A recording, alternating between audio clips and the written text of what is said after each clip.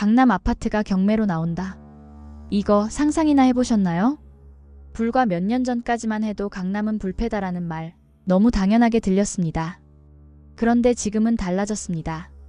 대출을 끌어모아 집을 산 이른바 영끌족들이 결국 버티지 못하고 하나둘 법원 경매 시장으로 밀려나고 있는 겁니다. 최근 대법원 등기정보광장이 발표한 통계를 보면 올해 1월부터 7월까지 서울에서 임의경매가 개시된 부동산은 1869건입니다. 지난해 같은 기간 1510건과 비교하면 24%나 늘어난 수치죠. 임의경매라는 건 은행 등 금융기관이 빌려준 돈을 3개월 이상 갚지 못했을 때 담보로 잡힌 부동산을 경매로 넘기는 절차를 말합니다. 그런데 중요한 건 단순히 빌라나 토지가 아니라 아파트와 오피스텔 같은 집합 건물이 82%를 차지하고 있다는 사실이에요. 특히 강남 3구, 그러니까 강남, 서초, 송파에서 벌어지는 변화가 눈에 띕니다. 이 지역에서만 올해 들어 7월까지 임의경매 개시 건수가 331건에 달했는데 지난해 같은 기간 202건과 비교하면 무려 64%나 늘어난 겁니다. 예전 같으면 상상하기 어려웠던 강남 아파트 경매가 이제는 현실이 됐다는 거죠.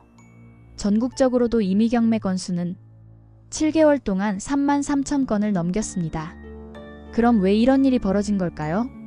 이유는 크게 두 가지로 정리됩니다. 첫째, 금리 폭탄입니다. 많은 분들이 기억하시겠지만 2020년과 2021년 집값이 급등하던 시기 대출은 쉽게 나왔고 금리는 낮았습니다. 당시 영끌족들은 연 2%대 고정금리 구간이 포함된 혼합형 주담대를 받아 아파트를 샀습니다. 문제는 이 5년짜리 고정금리 기간이 이제 끝나고 있다는 거예요. 변동금리로 넘어가면서 금리가 4%에서 5%대로 치솟았고 이자 부담은 2배 가까이 불어난 겁니다. 당시엔 소득 대비 대출을 제한하는 DSR 규제도 지금보다 느슨했기 때문에 감당할 수 없는 규모의 대출을 떠안은 경우가 많습니다. 지금은 버티기조차 힘든 상황이 된 거죠. 둘째, 퇴로가 막혔다는 겁니다. 이자 부담이 커졌으면 집을 팔면 되지 않냐? 이렇게 생각하실 수도 있습니다. 하지만 지금 시장은 팔고 싶어도 팔 수 없는 상황이에요. 매수세가 완전히 얼어붙었거든요. KB부동산 매수우위 지수를 보면 6월 23일만 해도 99.3이었는데 불과 2달도 안 돼 51.9까지 떨어졌습니다. 기준선이 100인데 그 아래로 내려갔다는 건 매도자가 매수자보다 훨씬 많다는 뜻입니다. 급매로 내놔도 연락 한 통 없는 경우가 허다하다는 얘기죠. 결국 영끌에서 집을 샀던 사람들은 이자도 못 내고 집도 팔리지 않으니 경매 시장으로 몰릴 수밖에 없습니다. 실제로 지난해 임의경매 신청은 13만 9천 건을 기록했는데 이건 2013년 이후 11년 만에 최대치입니다. 전문가들은 올해와 내년이 더 위험하다고 말합니다. 왜냐하면 아직 고정금리 구간이 끝나지 않은 차주들이 줄줄이 대기하고 있기 때문이죠. 결국 경매 시장에 쏟아질 물건은 지금보다 더 많을 거라는 겁니다. 여기서 우리가 주목해야 할 건 단순히 몇 건 늘었다는 숫자가 아닙니다. 상징성이에요. 강남, 서초, 송파 같은 지역에서조차 경매가 늘어난다는 건 한국 부동산 시장이 보내는 아주 강력한 신호입니다. 대출로는 더 이상 버틸 수 없다는 현실 말이죠. 이제 중요한 질문이 생깁니다. 그때 정말 집을 샀어야 했을까? 정부는 왜 이 충격을 완화할 안전장치를 만들지 않았을까? 그리고 지금 우리는 뭘 준비해야 할까? 돌이켜보면 2020년에서 2021년은 광풍 같은 시기였습니다. 벼락거지라는 말이 사람들을 압박했고 집을 사지 않으면 뒤처진다는 공포가 시장을 지배했죠. 하지만 그 불안과 압박에 떠밀려 빚으로 집을 산 선택이 지금은 족쇄처럼 발목을 잡고 있습니다. 더 무서운 건 이 상황이 일시적일 수만은 없다는 겁니다. 금리 인하가 단기간에 이루어지기도 어렵고 시장의 매수세가 살아나는 조짐도 뚜렷하지 않거든요. 실수요자라면 철저히 내가 감당할 수 있는 범위를 기준으로 접근해야 하고 투자자라면 더더욱 신중해야 합니다. 강남 아파트가 경매로 나온다는 건 해프닝이 아닙니다.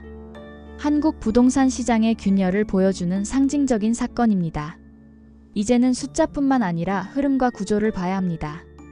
여러분이라면 이런 상황에서 어떤 선택을 하시겠습니까? 버틸 건가요? 아니면 새로운 전략을 세워야 할까요? 강남 경매 아파트는 단순히 남의 이야기가 아니라 우리가 맞닥뜨릴 수도 있는 현실일지 모릅니다. 두 번째 이야기입니다. 서부선 믿고 샀는데 이거 어쩌죠? 서울 서부권, 남서권 집주인들 한숨이 여기저기서 들려옵니다. 20년 넘게 끌어온 서부선 경전철 사업, 드디어 내년 착공하고 2028년쯤이면 개통된다던 그 꿈이 또다시 흔들리고 있어요. 이유는 간단합니다. 공사를 맡을 시공사를 못 찾고 있는 겁니다. GS건설, 현대엔지니어링이 빠져나간 이후 주관사인 두산건설 컨소시엄이 새로운 파트너를 구하려 애쓰고 있지만 마땅한 대체 건설사가 보이지 않는다는 겁니다. 이쯤 되면 사람들이 물을 수밖에 없죠. 아니, 민투심까지 통과했는데 왜 시공사가 안 붙는 거야? 작년 12월 기획재정부 민간투자사업심의위원회, 그러니까 민투심을 통과했을 때만 해도 분위기는 기대감으로 들떴습니다. 총 사업비도 기존 계획보다 642억이나 늘어난 1조 5,783억 원으로 확정됐고 이제 본격적으로 달려가는구나 싶었거든요. 실제로 은평구, 관악구 일대 부동산은 들썩였습니다.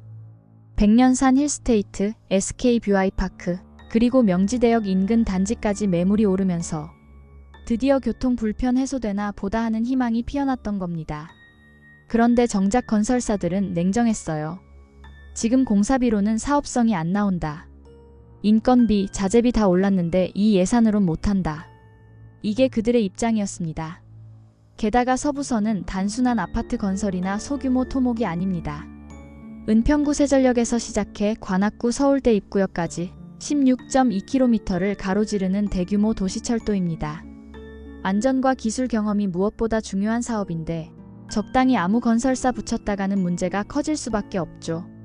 주관사인 두산건설도 시공 능력 순위뿐 아니라 지하철, 토목 경험이 있는지도 중요하다면서 신중하게 업체를 찾고 있습니다. 여기다 최근 건설사들의 분위기도 한몫합니다. 중대재해처벌법 아시죠? 단 한 번의 안전사고에도 면허 취소까지 이어질 수 있는 현실에서 새로운 사업을 벌이기보단 기존 사업이나 잘 마무리하자는 보수적인 기류가 강해진 겁니다.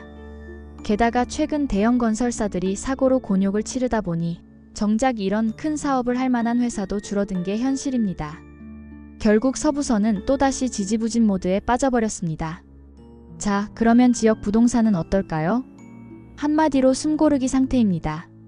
민투심 통과 직후만 해도 서대문구 DMC 센트럴 아이파크 같은 단지들, 그리고 은평구 백년산 인근 아파트들은 호가가 오르고 실제 거래도 이어졌습니다. 대표적으로 백년산 SK뷰아이파크 전용 59이가 작년 11월 9억 원에 거래되며 주목을 받았어요. 그런데 올해 들어선 가격이 8억 중반까지 떨어졌다가 최근에 다시 8억 후반 정도로 소폭 회복한 정도입니다. 큰 폭으로 뛸 줄 알았던 기대감은 차갑게 식은 거죠. 그럼 지금 사도 될까요? 많은 분들이 이런 질문을 하십니다. 전문가들의 대답은 비슷합니다. 장기 사업입니다. 너무 서두르지 마세요. 권일 부동산인포 팀장도 말했죠. 경전철 개통은 분명 지역의 호재로 작용할 겁니다. 교통 인프라 확충 효과는 시장에 긍정적인 영향을 줍니다. 하지만 장기간 이어지는 사업은 변수가 많습니다. 또다시 늦어지거나 틀어질 수 있기 때문에 성급한 투자는 조심해야 합니다. 사실 이건 서부선만의 이야기가 아닙니다. 수도권 곳곳에서 추진되는 GTX나 신도시 철도 사업도 비슷한 불안을 안고 있습니다. 민간 투자 방식이다 보니 건설사들의 이해득실이 직접적으로 반영되고 결국 사업성에 따라 속도가 좌우되죠.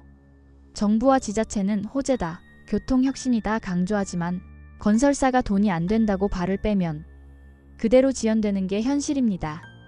그러니까 집주인들 입장에서는 이런 의문이 나올 수밖에 없는 거죠. 도대체 믿고 기다려야 하는 건가? 아니면 다른 선택지를 찾아야 하나?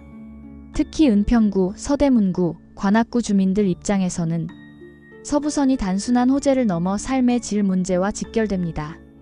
현재는 교통이 불편해 서울 주요 도심으로 이동하는데 한계가 많으니까요. 그래서 그 희망을 걸고 집을 샀는데 자꾸 지연되면 실망은 커질 수밖에 없습니다. 정리하자면 이겁니다. 서부서는 분명 완공만 된다면 인근 지역 집값에도 주민 생활에도 큰 도움이 될 겁니다. 하지만 지금처럼 시공사조차 못 구하는 상황에서 2028년 개통 약속을 곧이곧대로 믿기는 어렵습니다. 여러분이라면 어떠시겠어요? 길게 보고 버틴다 쪽에 걸겠습니까? 아니면 또 늦어질지 모른다는 불확실성을 반영해 전략을 다시 짜시겠습니까? 분명한 건 하나예요.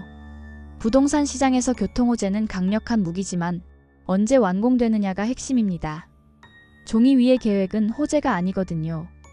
오늘의 이야기가 도움이 되셨다면 좋아요와 구독, 알림 설정 부탁드립니다. 감사합니다.